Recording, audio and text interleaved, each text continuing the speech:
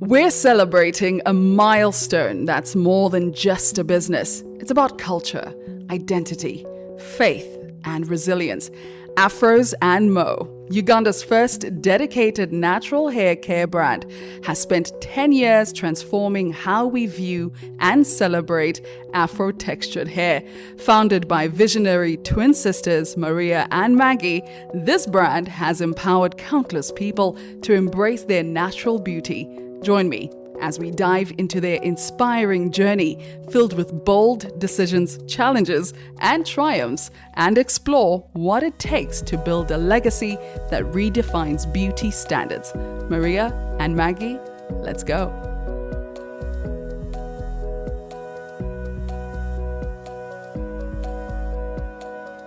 If you guys could describe your life in 3 words, I'll make an example. And if it could be a book title, right? Mine would be God, Nations, Love. What would yours be? I never thought about it, but I would say now that I'm where I am, purpose, responsibility, because that's what I feel with the business now. Like it's not like a business anymore. It's more like my responsibility. I have a responsibility towards the people who are under us, And the third word would be, ooh, girl, come on, that I don't have. So I feel it's purpose, responsibility. But for lack of a better word, there's a word I prefer to use than the responsibility. It's more in, I'll get it. Maybe you'll ask that question again. How about you? Opportunity, destiny, accountability. Opportunity, Destiny, accountability. Yeah, that would be mine. Okay, cool. That's nice. That's nice. Beautiful. Because in my journey, specifically, that's what the Lord has spoken to me on things that are very important. The destiny of why He called me, most especially me. Of course, I'm with my sister, but when it comes, there's also the personality, the individualistic part of it. So this was destiny He prepared me for 8 years. And I think beyond, even when I was a child, I did not know. But for a long time, He prepared me. So when it came to the place that my sister had to play a very fundamental role in seeing me make a certain decision and begin, destiny was part of it. And then the other instruction was you'll be accountable. He required accountability. But then He opened the opportunity. And so for me, I remember one time He said, you help nobody. Everybody gives you an opportunity. And I said, wow. So all these, in different stages of my life and the call that we are in right now, He has been very specific. And these are the things I always pray about. Help that my purpose may be fulfilled. Because for the opportunities You've given unto us, I don't know when I stand before You, the excuses I may give, what will I say? I cannot fail. So I always plead, I should not fail, Lord. Please, please let me get into the purpose that You. But it's an everyday. Every day I learn, unlearn, and relearn. Yes. So, and it's such a great opportunity, I would say, but it carries great responsibility. The reason why things can't go wrong, it's because we must be accountable. And it's because our God is a God of excellence. He's an excellent being, and that He requires of us. And so He has trained us to become a standard, perhaps to do greater things, to change the nation, to change our society. So when I wake up with that on my mind every day. Yes. Maria, you mentioned purpose. What does that mean for you? So for me, I feel like, first and foremost, I mentioned that my leaving Uganda and going to America, I didn't understand it in the beginning. But over time, with starting AFROS and more, I realized why I had to leave my twin sister. Yeah. That was very, very hard for us to kind of separate. It was the toughest thing ever because I thought I'll be with my sister like forever. Oh, yes. Yeah, because we did everything together.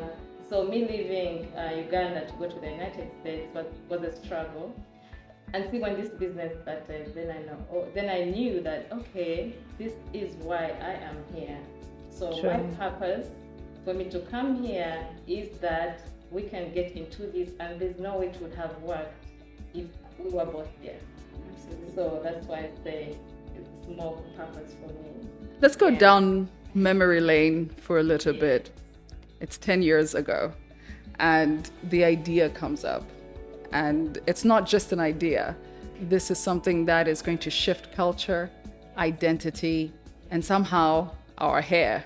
Oh, yeah. Can you tell me about 10 years ago? What is going on in your mind? What are you thinking? We have to start Afros and Mo. I think 10 years ago, before 10 years ago, we really did not have the idea until my sister stepped into identity. I always tell people the first day my sister sent me a picture and she had less than an inch on her head when we had so much beautiful hair. I was depressed. And she said, you know what? I have found who I am. This is me. I am going natural. It was more a place of struggle for me because when I went to the States, the area where we lived, it was purely like a white people area. So they had no idea how to take care of my hair. And, you know, being in Uganda, I used to just go to the salons to have other people take care of your hair. So I had the struggle that no one had an idea how to take care of my hair. So I started doing my own relaxers. Over time, my good hair, my beautiful hair was destroyed. I hated it so bad. The struggle was real. So I'm like, you know what? I've always wanted to be natural because I remember at the university, I started off being natural. Like I had natural hair and I wanted my hair to be natural. But then I think group influence, my friends were all relaxing their hair and there was still a struggle with natural hair at that time. So I'd gone to one day and these ladies had really given me some bad heat damage, you know, they hot comb your hair and all that. So I'm like, I need to get back to that natural thing that I used to love. So I just decided I cut my hair to 1 inch. And for me, I'd made up my mind. So when I come to Uganda and people are like, what? My family, I'm like, guys, this is my life. I'm good with this and you'll be fine. So how do you turn a personal experience into a business that's now 10 years old? Yes, now 10 years ago, I was in the bank, okay? And I think like that's how God works everything out in a special, mysterious way. I guess her struggle and all the frustration was leading her to where we are at right now. I believe for her to encourage me, she had to tell me about the Black culture in America. She had to show me how it was a movement, how like everybody was turning back to their natural hair. And you know, she sold the idea to me. Actually, she was the one reason that when she came to Uganda, I think now her hair was it had grown out. She could style. Every day she would be so versatile. And, you know, we, as twins, people would always ask, are you twins? So this time, they were not asking, we're just sisters. So she inspired me. I think 6 months after she had left, I just did my big chop. And even the stylist didn't want to cut off my hair. We are twins, so they say, Mulongo. So, Mulongo. Mulongo, I cannot cut your hair. And I'm like, you know what? Just cut the hair. And I think I got that from her. So what I can say, like 10 years, what led us to plan a business, she started a blog to inspire first friends. Actually, she didn't first do the blog. She first wanted to inspire our friends. And you know, a prophet is not known in their own. So, and then she said, you know what? Let me reach out to all Ugandans. So she started a blog. I think it was called the Fablen. Fablen Natural Hair. Okay, the Fablen Natural Hair. And we had a community. But the challenge with the community, they did not have help. And every time you'd find somebody in the community and they have relaxed their hair, you'd ask, but why? And they'll say, no, because you're not available. We don't have help. We need serious help. And at that time, my sister requested me to think about it, that I may resign, that we may come to help the people in the community. And one thing I told her, you know what? The Lord brought me to the bank. I must pray about this, because if I'm to make this decision, God had better move with me.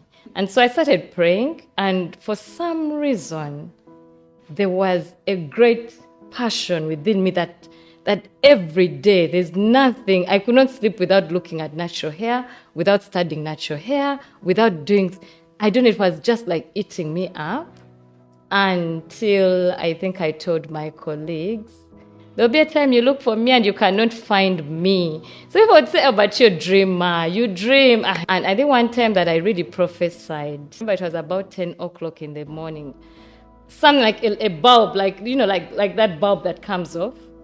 And I said, if I started a business with all this that I know, I can never fail. And he said, what? Dreamer. You understand? So it was always like a joke. And I would say these things like a joke. But in my spirit, I think I would really, really mean them. I don't know if I meant them, but I would know the reason why I have stayed on this mountain 8 years. Now, finally, I understand. I think that's when I really put in my resignation. Nobody would believe, because I think for me, I was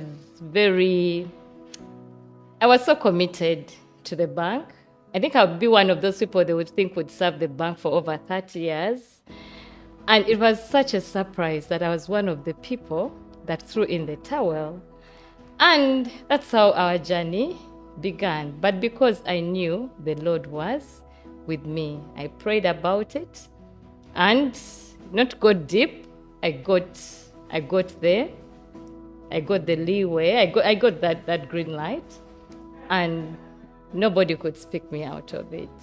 Just to add to that, like, she didn't think she would leave the bank, because she actually had a prophecy that she's going to grow in ranks in the bank. So I don't know what. No, I think the Lord did not tell me I'll grow in ranks. The Lord told me, be patient, I'll grow you. Okay. And I was depressed at that time. I was depressed.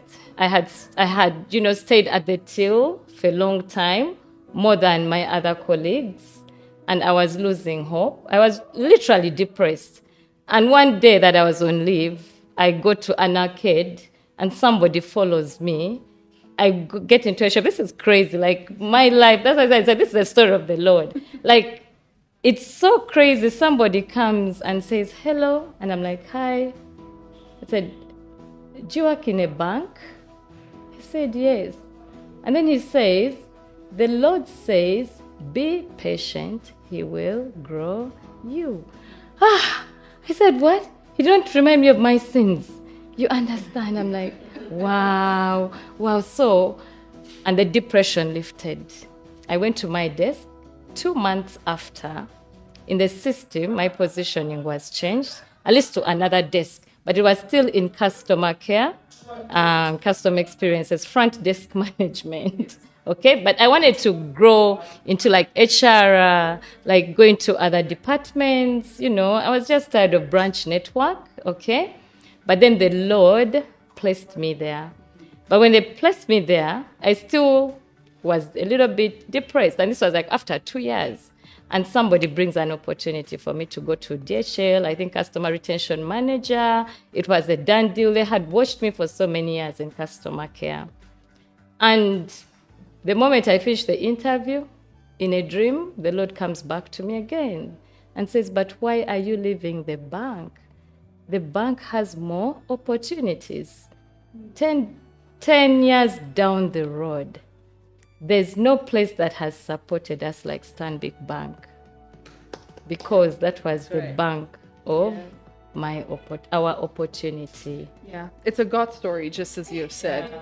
God and faith plays such a huge role in both of your lives, in how you move, because it took a lot of faith to move to a country that's not even your own, Yes. languages that are not spoken like normally in Africa, and for you, you're in the bank, and you have a comfort. It took faith to get out of that space. Tell me genuinely, what does God mean to you? Without God, I cannot be that which I am today. And for me, I'll not speak 3 words without God. So for me, God is... I always borrow from the scripture is that I live in Him. I live in Him, I move in Him, and my being is in Him. And I'm like, it's impossible for me to have walked this journey, even to the people that know us. There are many people that know us. They are perplexed about this journey.